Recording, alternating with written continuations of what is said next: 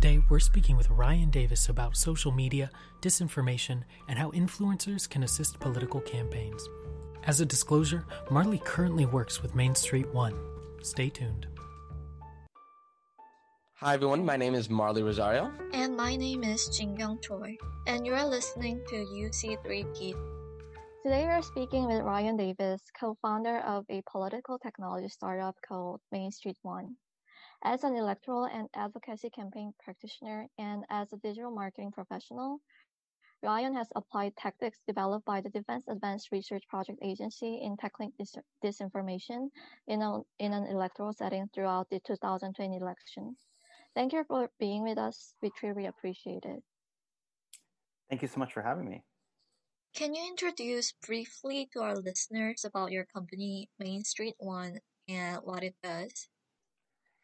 Sure. So Main Street One is a political technology company that has two sides. Our one side is our analysis side. And that's the side that you're talking about that came out of this DARPA project and is incredibly good at segmenting and understanding how conversations are happening in geographic places and amongst certain demographics. So, for instance, we can understand the conversation around education in a state like Minnesota. And once we do that, we go to the other side of the business, which is content and P2P creators. And we actually create content in response to the things that we're seeing in the analysis. So what we are is really a data-driven content company that produces P2P. We work directly with creators that we think will speak the most directly to the communities that we're trying to talk to. We create this content and we stand it up and we organize it in sort of a BuzzFeed of your campaign website that allows the organizations we're working with to be able to share it across social channels, to get SEO benefits, et cetera. So yeah, that's sort of from a really high level what Main Street One does. Thank you. What do you think is your main strength? I think our main strength as a company is understanding what the conversations are that are happening that matter around your topics right now, and then directly creating that content to respond to it or to amplify it.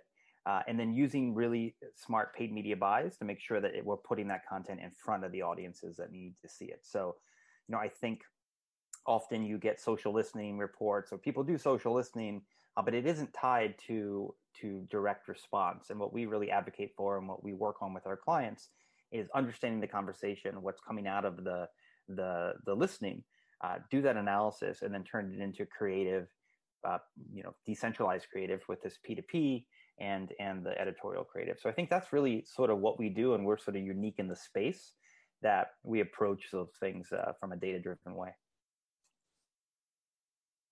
Thank you.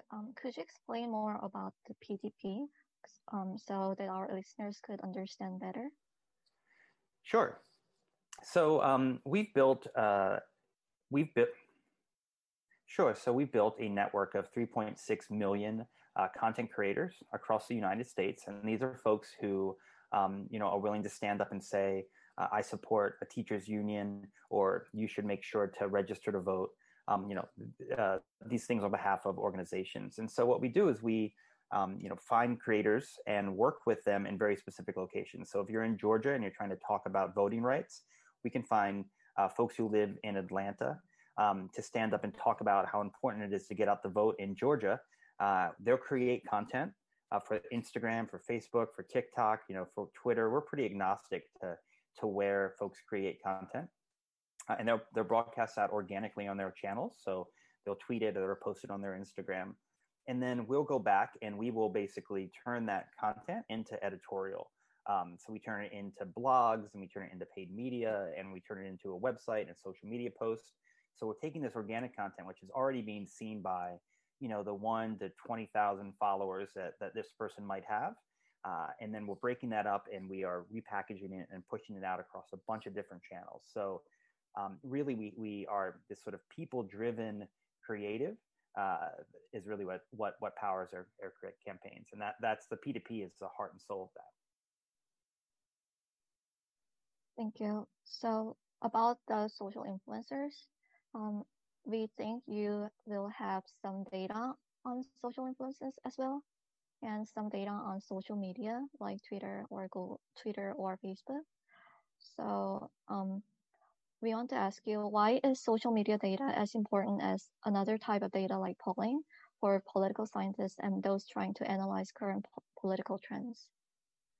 So that's a great question. And certainly, I think scientific polling and traditional scientific polling is incredibly important. And, we work with a lot of pollsters. We use polling and research in developing our creative as well. But when you're actually listening to the discourse, you can understand what kind of content might move a conversation on Twitter, or what kind of content might speak to Facebook audiences by actually going to these networks and looking and understanding what those conversations are, which is something polling doesn't actually give you. So I think we're not trying to replace polling. What we are is another kind of research to really understand how are folks talking about issues and candidates, and commercial products on the internet, and what are the opportunities there to amplify, and what are the flags, maybe some disinformation or things that might actually be negative towards this issue that we need to combat against. So I think that is sort of what we're trying to do with the research that we do at Main Street One. Now let's move on to the interesting projects done by Main Street One. I think our listeners will be very interested in hearing from you about the projects you did in Main Street One.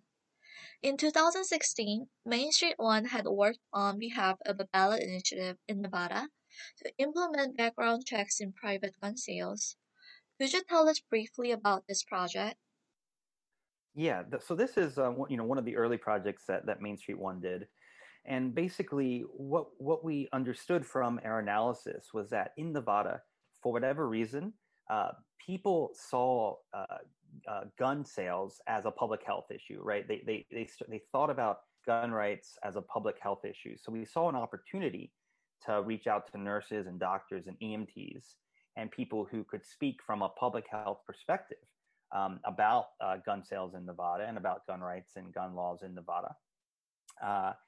And that was incredibly effective. We were able to actually show by doing isolated social polling that people who were engaged with our content were more likely to go and vote, on the pro-reform side of the legislation in Nevada. So that's a really early use case of us being able to look at the data, understand the conversations that were happening, go out there and source really specific creators, doctors, nurses, EMTs, and then make content that really spoke directly to that issue in ways that were unique and interesting, and I think moved the needle in that referendum in Nevada.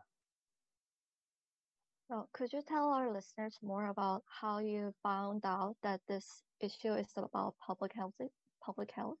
Because it's really not easy for like ordinary people to imagine it's related to a public health issue. So.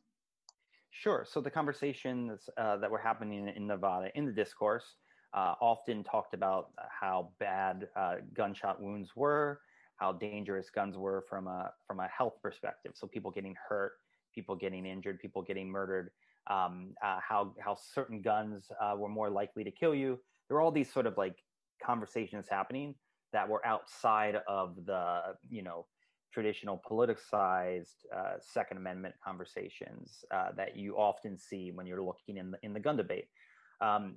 So, based on this conversation, we had a theory that we could approach this from a public health perspective, and I think that theory was proven out in the performance of the campaign.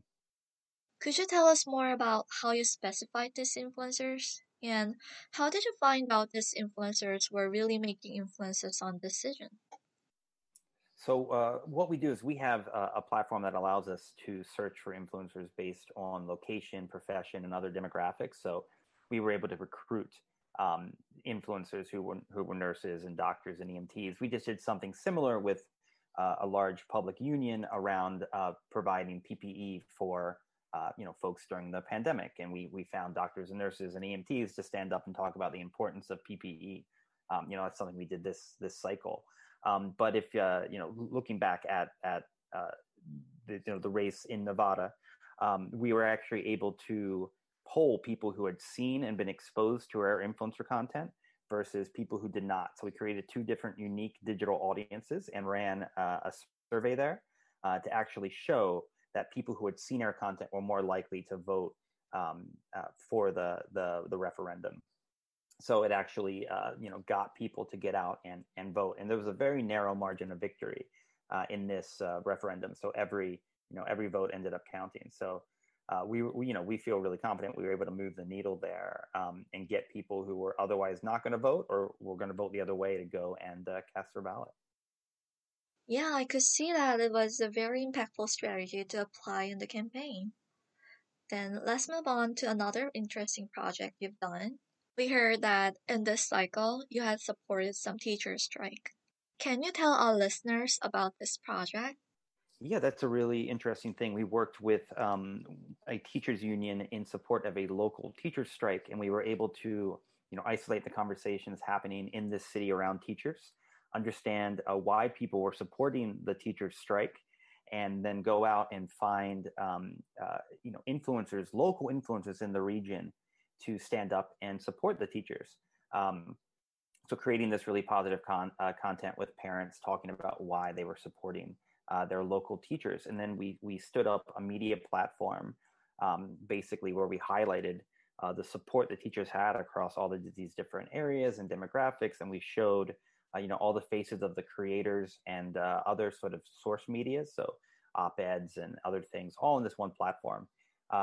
And we were able to really keep the conversation locally. I mean, this was a small local project, but able to keep the conversation very positive and in support of the teachers during the negotiations, and the teachers won that. So I think that's a really interesting use case of a very specific social media driven campaign where we're using the analysis, we're understanding very quickly what the conversation is, and then addressing it with different kinds of content. Yeah, it's really interesting to learn that you could apply the social media strategy in a very specific region.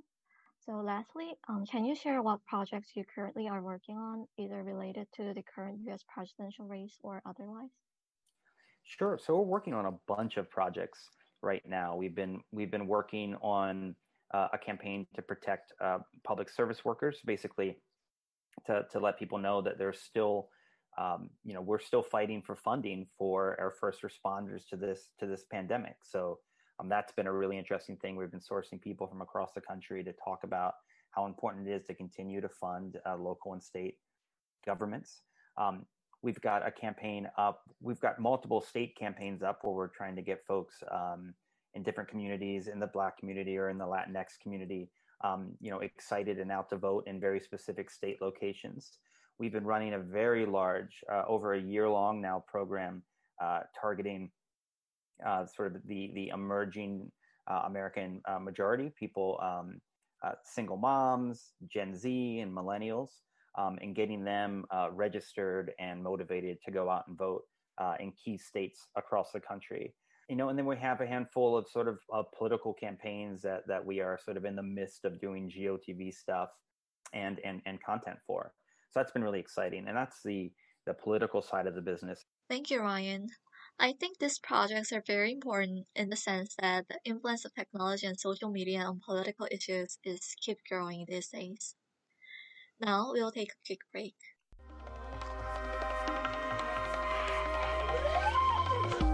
Hi, this is Coco Yim from the University of Chicago Public Policy Podcast. I'm the producer of the new podcast show called Just China. We hope to explore China's domestic policies and how China interacts with the world. Make sure to stay tuned for our interviews with experts working on China topics. Now back to your programming.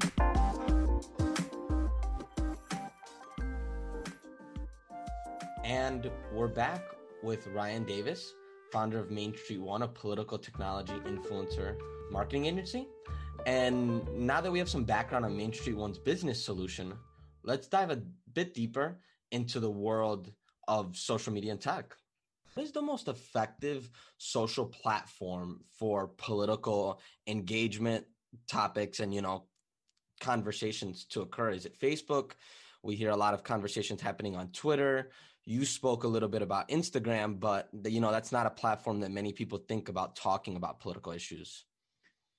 Each of these networks, they all have different audiences.